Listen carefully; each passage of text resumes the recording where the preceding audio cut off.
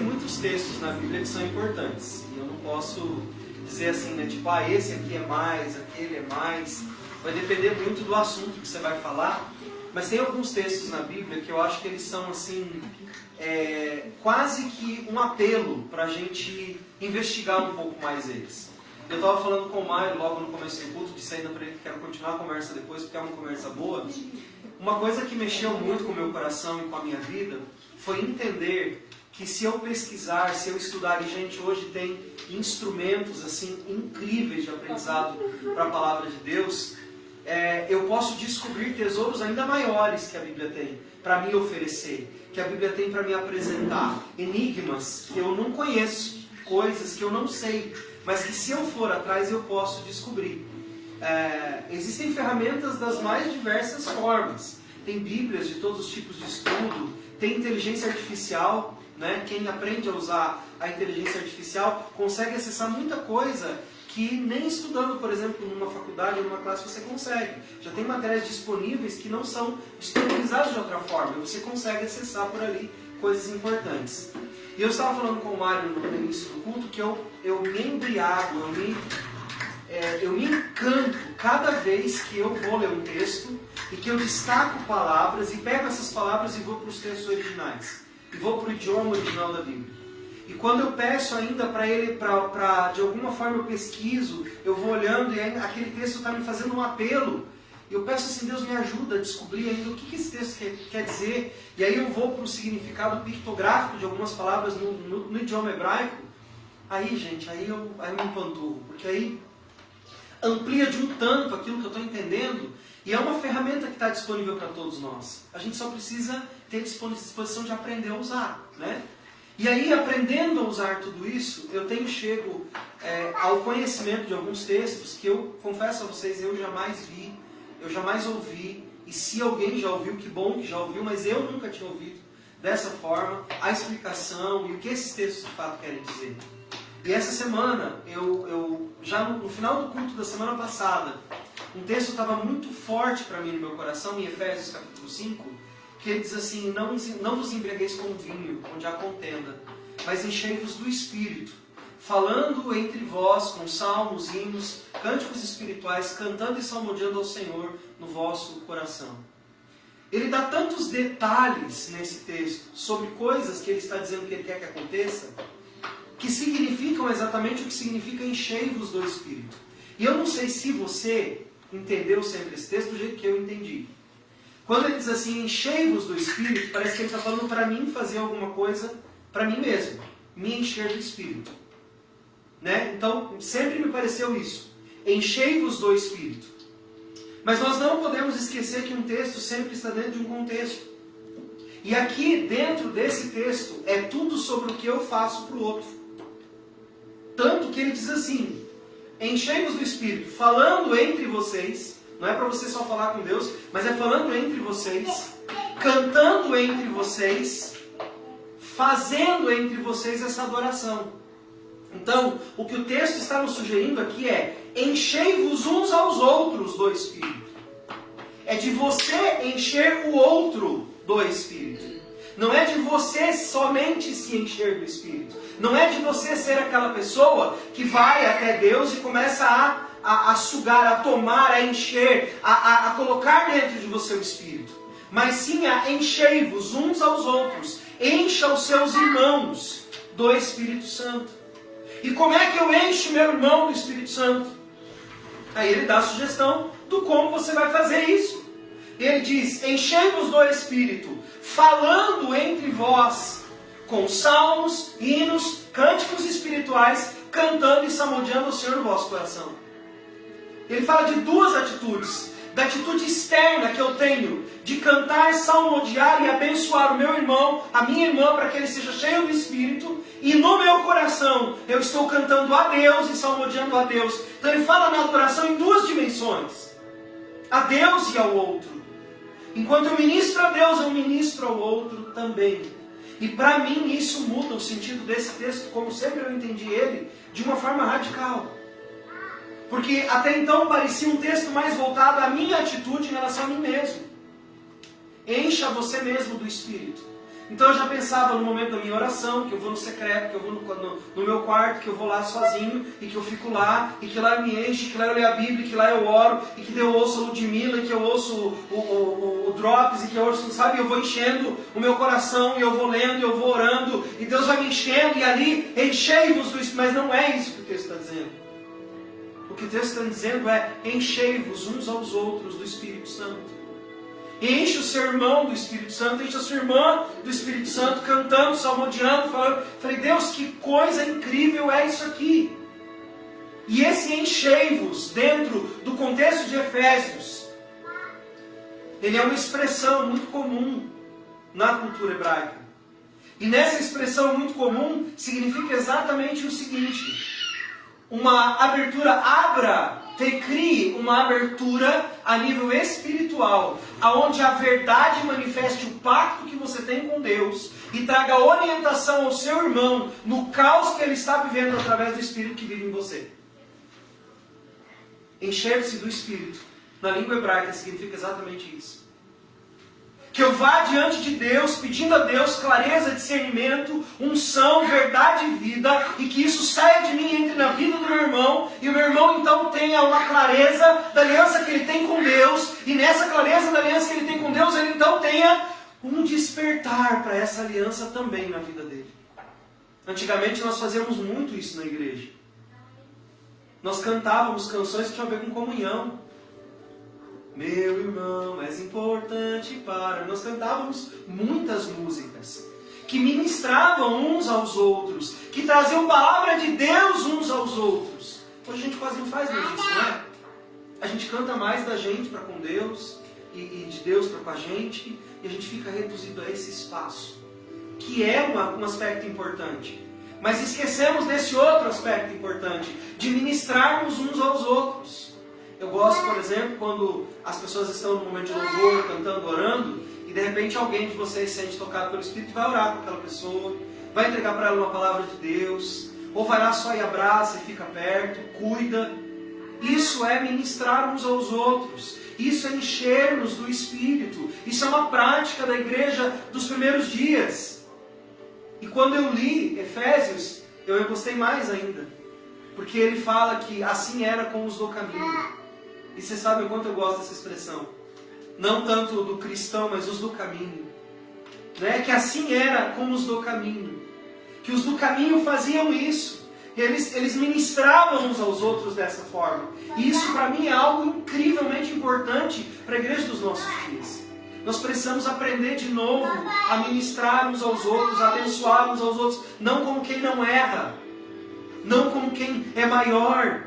Mas como quem é alguém que está do lado. Como é alguém que está junto. Como é alguém que caminhará, porque também é do caminho. Alguém que está disposto a fazer essa estrada junto.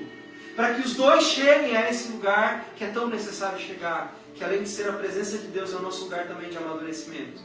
Mas curioso que sou, ainda fui buscando o significado dessas palavras que estão aqui escritas nesse texto. E a palavra salmo, na Bíblia, a palavra salmo é Tehillim. Né? O livro de Salmos é chamado de livro de Tehillim. Tehillim é considerado na literatura ocidental um livro poético, mas dentro da literatura bíblica ele é um livro também profético e revelador, porque ele fala do coração do homem para com Deus e das respostas de Deus ao coração do homem. E quando ele fala cantai ministrem uns aos outros com hinos, ou com salmos, melhor dizendo, ele está dizendo o seguinte: a palavra que você profere durante o momento em que você está ministrando ao seu irmão com salmo, que é contar das suas experiências e das experiências que você viveu com Deus, isso vai fazer com que o seu irmão seja despertado a viver da mesma forma. Você já leu o livro de Salmos? Você já leu algum salmo quando você estava em tremenda angústia? O que acontece quando você lê um salmo e você está em extrema angústia? Eu me identifico. Você se identifica. Por quê? Porque ele é o salmo escrito por um irmão que descreveu em forma de canção a sua experiência e quis compartilhar isso conosco hoje. Então ele diz assim, por exemplo, cordéis da morte me cercaram, angústias do inferno de mim se apoderaram, mas eu invoquei o nome do Senhor e eu fiquei livre desse sentimento e daquilo que me prendia naquele lugar. Davi fala, eu estava angustiado enquanto eu dormia, os meus ossos se consumiam. Você já se sentiu assim alguma vez na vida? Parece que você está morrendo por dentro. Eu tentei dormir, mas não consegui, os meus olhos se negavam ao sono, diz Davi. Até que a presença de Deus veio e me arrebatou. Aí você lê essas coisas, o que acontece com você? Você é ministrado, por quê? Porque ele está falando de uma coisa que ele viveu com Deus. Então, se ele viveu com Deus, eu também posso viver. Existe uma importância muito grande de nós testemunharmos o que Deus está fazendo na nossa vida, com os nossos irmãos, porque isso faz com que eles entendam, primeiro, que todos nós vivemos coisas muito parecidas. Segundo, que existe uma ajuda disponível para todos nós em Deus. Terceiro, que se Ele venceu, existe possibilidade de você vencer também. Por isso, os salmos, os testemunhos de experiências com Deus são tão importantes. E nós podemos cantar os nossos próprios salmos. Nós podemos escrever os nossos salmos. Nós podemos ministrar através de um dom profético, de uma canção espiritual na vida do nosso irmão. Nós podemos simplesmente falar coisas que Deus colocou no nosso coração, como experiências da nossa vida para o nosso irmão, que vai tirá-lo daquele lugar de angústia e trazê-lo para um lugar onde ele vai experimentar um toque do Senhor, cantando ministrando uns aos outros com salmos. Eu acho, pelo menos, essa linguagem que está sendo usada por Paulo aos Efésios muito linda. Porque ele está ensinando de forma prática o que é para fazer. Ministrem uns aos outros, contando as experiências que vocês tiveram com Deus, para que seus irmãos sejam edificados. E também vençam. E também cresçam. E também experimentem o Senhor. Façam isso. Durante o culto, inclusive. Durante os momentos de louvor que a gente faz, de cantar músicas, durante os momentos de oração, durante os momentos de conversa, fale o que Deus está fazendo em você. Isso inspira pessoas. Isso inspira irmãos e irmãs a quererem viver o que você também está vivendo em Deus. Nós temos visto como Deus tem falado a partir do momento que Elisângela compartilhou o que ela estava vivendo em relação à oração, ao estudo da palavra. Nós temos visto pessoas se movendo nessa mesma direção. Vou comprar uma Bíblia de estudo, vou fazer um cantinho na minha casa, vou estudar uma vez por semana, vou fazer isso. Isso tem despertado, mas por quê? Porque é o que a Bíblia diz para fazer, e o que a Bíblia diz para fazer funciona. Então, se você fizer, vai funcionar, vai surtir efeito. Mas ele não para por aqui, ele diz com hinos. Hinos é uma coisa diferente de salmos. Os hinos, eles tinham não só uma melodia, mas eles contavam a respeito de uma característica de Deus. Eles falavam sobre uma forma de Deus agir em determinada situação. Tanto que muitos hinos conhecidos, por exemplo, até nos nossos cantores, mais antigos, cantores cristãos que existiam antigamente, e a gente usava, existiam hinos como Castelo Forte, que é um hino bem conhecido, principalmente pelos batistas, Rude Cruz. Esses hinos, eles tinham temas específicos. Eles falavam sobre coisas que Deus fez por nós, de forma específica. E o que ele está querendo evocar quando ele diz, cantem uns aos outros hinos, ele está dizendo, a palavra hino, dentro do seu significado hebraico também pictográfico, significa ajude a conectar as pessoas através de lembranças de sacrifícios que já foram feitas por ela e que você pode trazer a lembrança dela. Ou seja, lembra ela como Deus já fez coisas por ela. Hinos. Lembre de coisas que Deus fez por elas. Por exemplo, as nações da terra todas têm hinos. O que os hinos dessas nações eles trazem como mensagem? O quão grandiosa é aquela nação, o como aquela terra é uma terra poderosa, o como o braço daquele povo é forte, o como eles são corajosos, o como eles são destemidos. O que os hinos em relação a Deus devem trazer a nós? O como o nosso Deus é forte, o como o nosso Deus é grande, as coisas que Ele fez no passado, o como Ele se entregou na cruz, o como Ele venceu a morte, o como Ele se tornou Deus das nações, de uma forma conhecida através do seu povo, o como Ele agiu com Israel e como Ele age hoje. Ou seja, lembre o seu irmão de quem Deus é. Então, a primeira coisa lá em cima, ministrem uns aos outros. A segunda coisa, Cantem sobre experiências, contem experiências que vocês tiveram com esse Deus. Terceiro, falem de quem esse Deus é, não só das suas experiências, mas do que a palavra diz que esse Deus é. De que esse Deus é um Deus de cura se você está doente. De que esse é um Deus que vence guerras, Ele é o Senhor dos exércitos. Que esse Deus é um Deus de provisão se você está passando por privação de alguma coisa.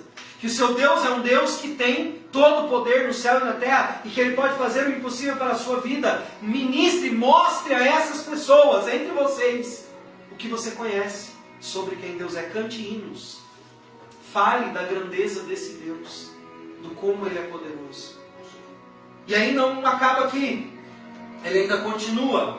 Ele ainda diz com cânticos espirituais. Existe uma expressão nos textos bíblicos antigos e também entre os sábios de Israel chamada nevoá.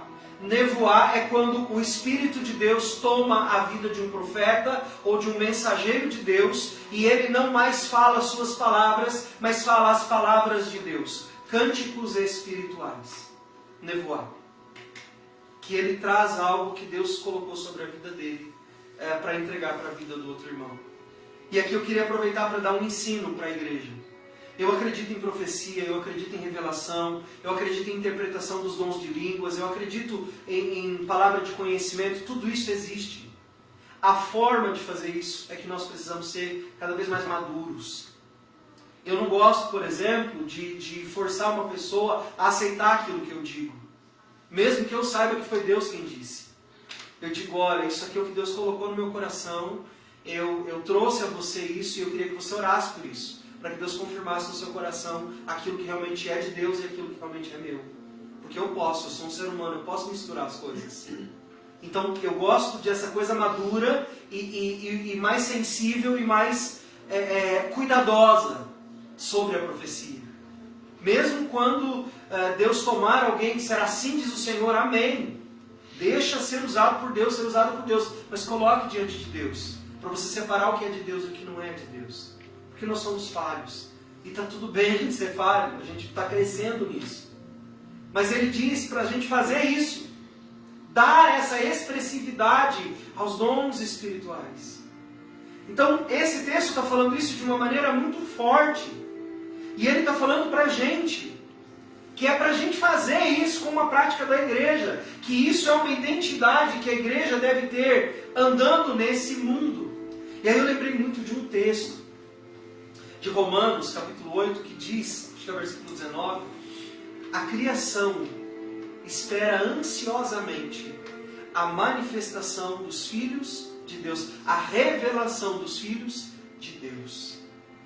Gente, se a igreja vive isso dentro da sua comunidade, e ela começa a transbordar isso para fora, não como alguém que veio para se encher, mas que veio para derramar sobre o outro, nós começamos então a derramar também sobre os outros fora da igreja.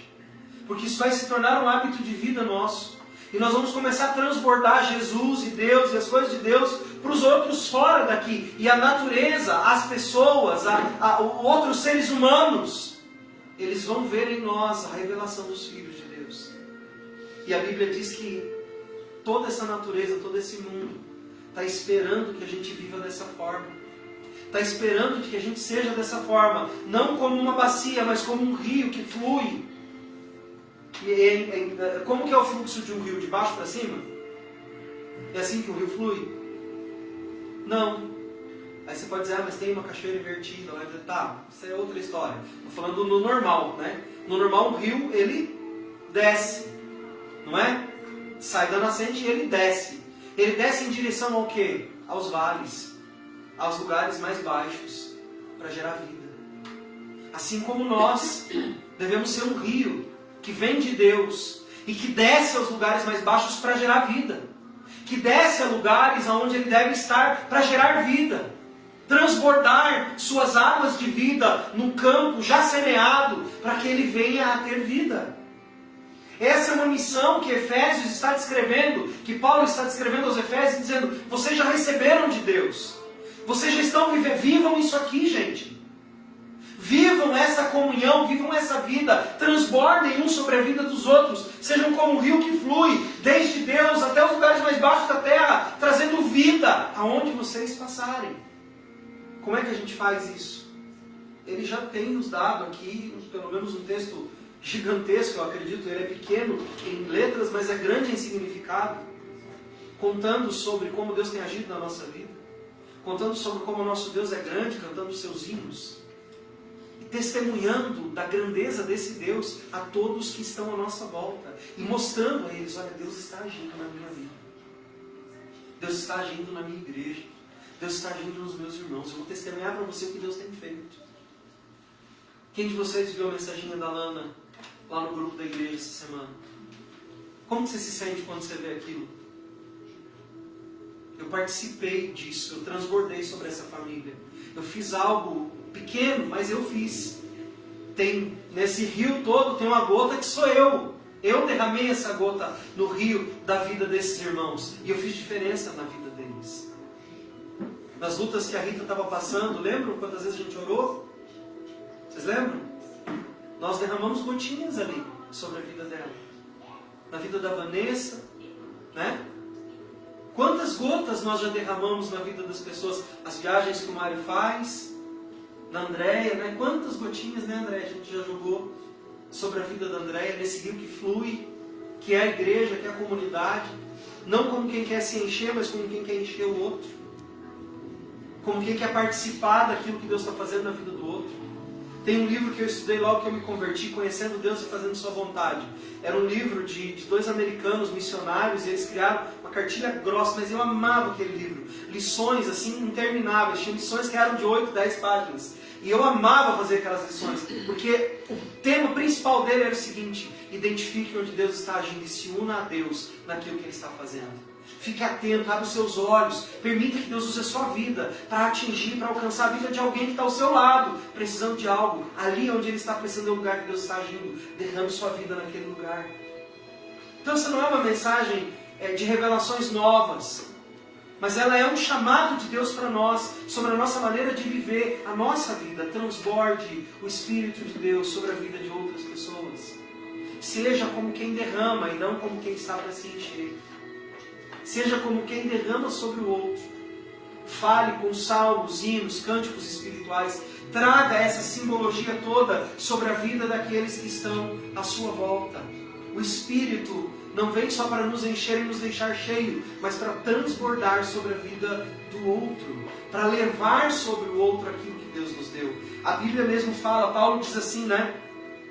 Que ele recebeu de Deus e ele ia fazer o quê com aquilo que ele recebeu de Deus? Que ele ia distribuir aquilo que ele recebeu, ele ia derramar sobre os outros. Paulo foi um dos camaradas viajantes da Bíblia, né? O que Paulo ia fazer nessas cidades? Ia turismo? Puxa, gosto da Capadócia, lá tem uns irmãos que me perseguem, quando eu estou meio tranquilo eu vou para lá para eu me incomodar um pouco. É isso que Paulo fazia? Não! Se Paulo vai para a Capadócia, ele vai para quê? Para transbordar aquilo que está nele sobre os outros. Aqui mesmo, nesse texto de Efésios, ele foi e perguntou para eles: você já conhece o Espírito Santo? Aí ele diz assim: olha, nós não fomos batizados no Espírito ainda. Ele diz assim: mas e como é que vocês explicam? No que vocês foram batizados? Aí eles dizem assim: no batismo de João. Ele diz: no batismo de arrependimento, sim. Mas conhecem já o outro batismo, que é o batismo do Espírito Santo? Ele disse: não. E aí o que Paulo faz? Ele ora por eles. Paulo está ali como quem derrama sobre o outro. Paulo está ali como quem dá ao outro, como quem transborda sobre o outro aquilo que está sobre ele. É isso que Paulo está fazendo. E é isso que a Bíblia está nos dizendo para fazermos também. E o Gui está concordando comigo, dizendo: é isso aí. Que nós vivamos na igreja, que nós vivamos na nossa comunidade, que nós vivamos a nossa amizade, as nossas relações entre irmãos, não como quem vai para ser cheio, mas como quem vai para derramar sobre o outro. Como quem vai para encher o outro. Aí talvez você possa dizer: pastor, como que eu vou derramar sobre o outro se eu mesmo não estou cheio? É que você não vai derramar o que é teu, você vai derramar o que Ele te deu. Uma vez alguém perguntou para mim assim, falou para mim assim: eu não posso orar por enfermos porque eu tenho uma doença que eu não fui curado. Eu falei: também não oro mais nunca mais por ninguém. Não, mas você é pastor. Eu falei: mas eu também tenho uma doença que eu não fui curado. A questão é que eu não preciso ter a cura da minha doença para orar para que o outro seja curado. Esse transbordar não é sobre mim. Esse transbordar é sobre a graça de Deus que vem abundante quando eu me disponho a dar ao outro, como eu disponho a tocar a vida do outro. Eu sei que isso é muito contra tudo aquilo que ultimamente a gente ouve pregando. O Evangelho se tornou muito individualista dos nossos dias. E ele precisa ser mais comunitário, ele precisa ser mais olhando para o outro. E eu sei que eu tenho pregado várias vezes sobre isso e, enfim, são os pregos que Deus me tem dado, né? Então eu vou usar os pregos que Ele me tem dado. Nós precisamos desenvolver essa comunhão e esse preencher, né, Gui? De uns aos outros, né? Eu acho que tem que ser assim. Gente, ninguém tem um auxiliar de pregação como eu. Vamos nos encher. Vamos transbordar. Vamos dar aquilo que existe em Deus e que Ele quer transmitir através de nós para a vida das pessoas que estão conosco. Eu vejo Jesus entrando na vida dos discípulos em momentos muito difíceis e transbordando sobre eles revelação e conhecimento que eles ainda não tinham de Deus. Vocês lembram da história de Jesus dormindo no barco enquanto os discípulos estão desesperados? Vocês lembram dessa história? E Jesus parece que gostava dessas histórias meio difíceis, né?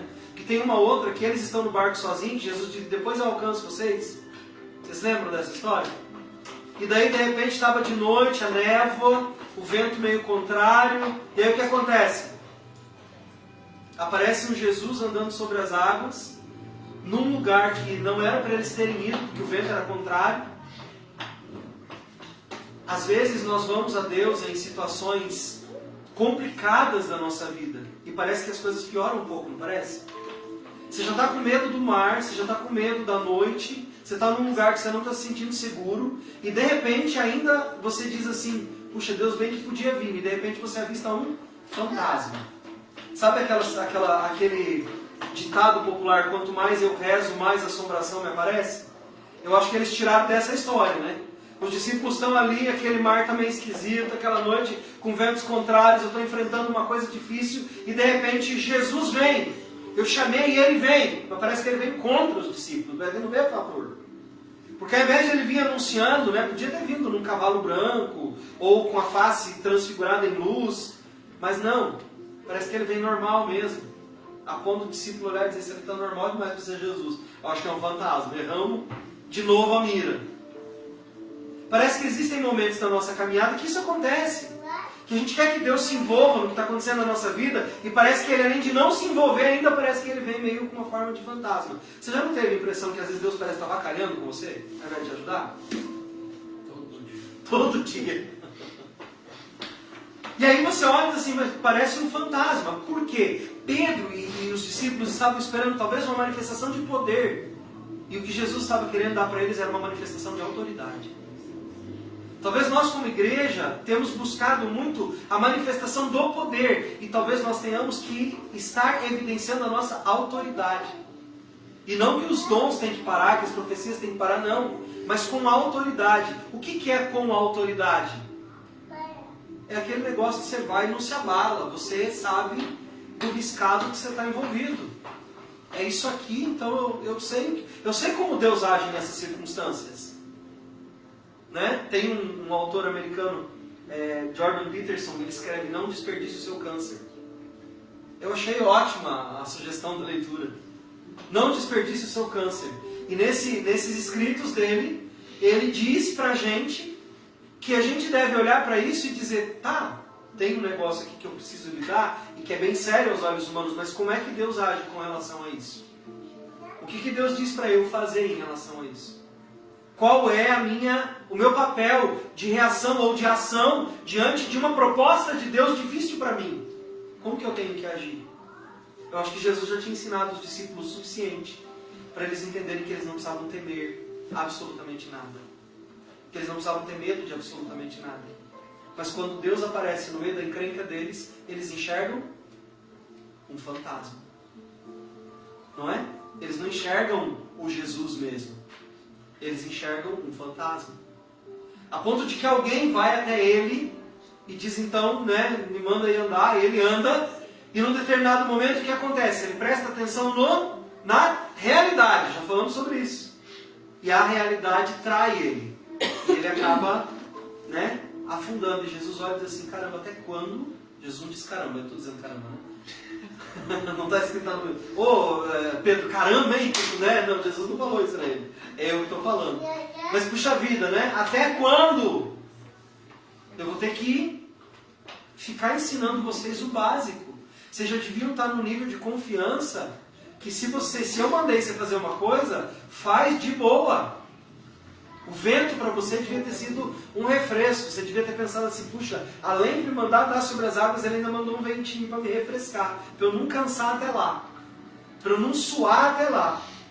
Mas não, ele lê aquilo como algo que vai o derrubar, que vai o tirar do caminho que Jesus propôs para ele. Por isso que a Bíblia está nos convidando, nesse momento, a olhar o Evangelho de um outro jeito. Não ser algo tão egoísta a ponto de que nós comecemos a ver Deus como fantasma na nossa vida diária, que mais nos atrapalha do que nos ajuda. Na verdade, quem está atrapalhando mais somos nós. Quem está se perdendo mais somos nós. O que Efésios está nos propondo é a mesma coisa que Jesus estava transbordando sobre Pedro e sobre os discípulos. Eu já dei a vocês algo de que se orgulhar, de que estar feliz, de que estar se sentindo completos e amparados e fortalecidos em mim. Então agora o que eu espero de vocês é que vocês transbordem, é que vocês derramem, é que vocês sejam uns com os outros esses fortalecedores da fé. Que os testemunhos de vocês façam isso. Que as coisas que vocês contam sobre mim façam isso. Que as coisas que vocês já superaram façam isso. Que vocês sejam essas pessoas que levam essa mensagem de uma forma intensa ao coração dos irmãos de vocês.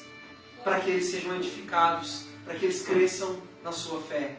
Eu entendo que o Evangelho está nos convidando para sermos mais do que aquilo que nós temos sido. Para que haja um compromisso em nós maior do que nós temos demonstrado até aqui. Que a gente consiga transbordar uns sobre os outros. Eu sei de momentos da minha vida em que eu enfrentei situações muito difíceis. E que se eu não tivesse pessoas que transbordaram sobre mim, orações, companhia, houve um momento da minha vida em que eu me senti muito solitário e que parece que eu tinha perdido de fato todo mundo, e que nesse momento foi muito importante eu ter comigo pessoas que eu amo. E essas pessoas vieram até mim e ficaram comigo naqueles dias tão difíceis. Aquilo me fortaleceu e me fez continuar a caminhar. Existem momentos da nossa vida que a gente não precisa nem que as pessoas fiquem falando, mas que elas só fiquem testemunhando junto com a gente daquilo que Deus está fazendo e do que nós ainda estamos prestes a viver. Eu não falo para vocês de um evangelho triunfalista, mas eu falo de um evangelho que se propõe a trazer sobre o outro essa graça que transborda em Jesus na vida do outro através de mim. Então, quando ele fala sobre esse texto aqui de Efésios, ele ficaria mais ou menos assim: transbordem uns sobre a vida, essa é a minha versão, tá? Transbordem uns aos outros os testemunhos do que Deus tem feito na vida de vocês. Transbordem uns sobre os outros aquilo que vocês já conhecem sobre quem Deus é e a maneira que Ele tem de agir. Transbordem uns sobre os outros com orações em favor uns dos outros, para que eles continuem fiéis apesar dos momentos difíceis que eles podem enfrentar. Transbordem uns aos outros, sendo irmãos, ombro a ombro, fluindo graça e testemunho uns aos outros. Façam isso através dos momentos de oração uns pelos outros, dos momentos em que vocês cantam canções uns com os outros e dos momentos em que vocês estão lendo a Bíblia e compartilhando uns com os outros a palavra de Deus. Basicamente era isso que Paulo estava dizendo para esse povo de Efésios. Vivam a vida de vocês desse jeito. Kaique, eu sei que você está num momento legal da sua vida e eu quero testemunhar a você uma palavra que Deus falou para mim em momentos onde eu estava muito bem. Ele disse: não esqueça de mim. Não esqueça que sou eu quem estou colocando você nesse lugar. Não esqueça que fui eu que abri essas portas para você. Jamais. Agradeça muito a Deus por isso que Ele está fazendo. Vanessa, agradeça a Deus pelas mudanças na sua vida. Apesar de serem difíceis às vezes, agradeça a Ele porque Ele não te deixou em nenhum momento. As pessoas vão embora, né? O cenário muda totalmente, mas Deus não te deixou. Ele ficou o tempo todo com você. Apesar das suas lutas, André, Ele também não te desamparou um segundo sequer. Ele teve o cuidado de dizer para você, antes de você viver aquilo que você iria viver.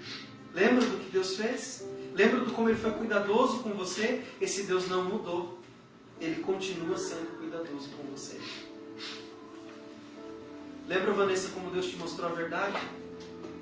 Ele sempre vai cuidar para que a verdade esteja diante dos seus olhos. Porque Ele não quer que você se engane. Lembra, Mário, de quantas vezes Deus te salvou e te livrou nas mudanças e nas tramas que você faz lá no seu trabalho? De como Ele cuidou de cada momento seu, de que cada mudança, que às vezes era meio confusa e difícil, mas como o Senhor conduziu você a tomar as decisões certas. Lembra, Lana, das vezes que o Senhor tem cuidado de você e nas lutas que você tem passado com seus filhos, com a saúde deles e outras coisas também, porque vem tudo de uma vez às vezes, né? E no como Deus tem feito questão de lembrar que você não está sozinho. Isso é fazer o que Efésios está dizendo. Cânticos, salmos, hinos, lembranças, textos, palavras, orações. Estar dando a mão um ao outro nos momentos de dificuldade e também nos momentos de felicidade. Semana passada vocês estavam aqui comigo no aniversário da Ingrid. Por muitos anos o aniversário dela se tornou uma data que ela não queria comemorar. E nesse ano virou uma chave. E quem virou essa chave foram vocês. Derramando amor, palavras de bênção, palavras de sabedoria, palavras de conhecimento, desejos do coração de vocês ao coração dela. Desejando que ela viva um tempo muito melhor na vida dela, muito mais legal, com muito mais bênção. Celebrando, se alegrando com ela na alegria dela. Isso é transformador. Isso abençoa a vida das pessoas. Isso traz à vida das pessoas novidade de vida. Isso inspira as pessoas a viverem a fé. Por isso que eu lembrei agora também do testemunho da Marcinha, né? Obrigado pela forma como vocês entenderam o tempo que eu estava vivendo. Vocês lembram desse testemunho da Marcinha? Obrigado por vocês terem respeitado, terem me tratado com carinho, com amor, nesse tempo onde eu estava fraco, eu não conseguia, estava difícil, estava doído, estava lidando com questões minhas. E vocês trataram dessa maneira. Como isso é edificante, gente. E isso não é comum. Eu não sei se vocês sabem disso, mas isso não é comum. Você não vai encontrar isso em qualquer esquina. Isso é uma característica do povo de Deus. Isso é uma característica de gente que pertence a Ele. Para finalizar, Paulo diz assim: nós somos abatidos, mas não destruídos. Perplexos, mas não em desespero. Né? Esse trecho mais importante. Nós vamos passar sim. Nós vamos ver fantasma. Às vezes parece que é um fantasma, mas é Deus agindo. Você está agindo de uma forma meio estranha, Senhor. Mas se o Senhor diz que é o Senhor, eu vou acreditar. Mas que o Senhor está agindo de um jeito que para mim é estranho, é. Mas eu vou acreditar, eu vou aceitar que é o Senhor que está agindo. E eu vou deixar o Senhor me chamar para eu ir ao seu encontro. Porque eu sei que daí vai mudar tudo. O desejo do meu coração não era falar muitas coisas, mas era trazer claramente o que esse texto diz que nós devemos viver. Nós devemos viver isso como comunidade. Essa é a identidade que Deus está forjando na nossa vida. Não venha para a igreja como alguém que vem só para receber, mas venha como alguém que tem a derramar sobre o outro. Às vezes você diz assim, mas hoje eu não tenho nada para derramar, você diz assim. Às vezes o simples fato de você dizer eu não tenho o que derramar vai fazer com que o teu irmão derrame um pouquinho dele sobre você e você vai sair melhor porque você foi disposto a derramar. Você foi disposto a transbordar. Como um rio que desce, que alcança o outro. Como aquele que entendeu que enchei-vos é uns aos outros e não sobre si mesmo. Que essa compreensão fique bem solidificada em você. Porque é isso que nós queremos viver como igreja. Amém. Uma igreja que enche uns aos outros. Amém? Queria que nós orássemos agora, uns pelos outros. E que nós transbordássemos uns pelos outros. Queria que nós oramos, né, por aquela semana toda pela família da Lana. Eu queria orar e ungir por eles de novo hoje. Né? A batalha ainda está aí, mas nós vamos vencer em nome de Jesus. Nós temos perseverado e vamos alcançar. Eu acredito nisso. Vamos orar pela saúde da Linda Mir também, né? Precisa de cura, em nome de Jesus. Que o Senhor traga sobre a vida dela. E se você tem alguma outra necessidade, a gente está aqui para orar, para buscar Deus e para ministrar uns aos outros. Porque essa é a nossa chamada, essa é a nossa identidade enquanto igreja. E eu acredito muito que Deus está nos forjando para um tempo de expressarmos isso ainda de uma maneira mais significativa ao coração das pessoas. Que nós não nos desviemos daquilo que Deus nos chamou para ser. Amém? Você topa fazer isso comigo? Vamos orar então, vamos gastar um tempinho orando uns pelos outros, mas agora sim, não fique limitado, né, na sua busca, não fique limitado no seu momento de oração. Vamos orar mesmo uns pelos outros e saindo, né, do nosso lugar de conforto, vamos abençoar a vida uns dos outros e manifestar aquilo que Deus gostaria, né, que a gente manifeste em nome de Jesus.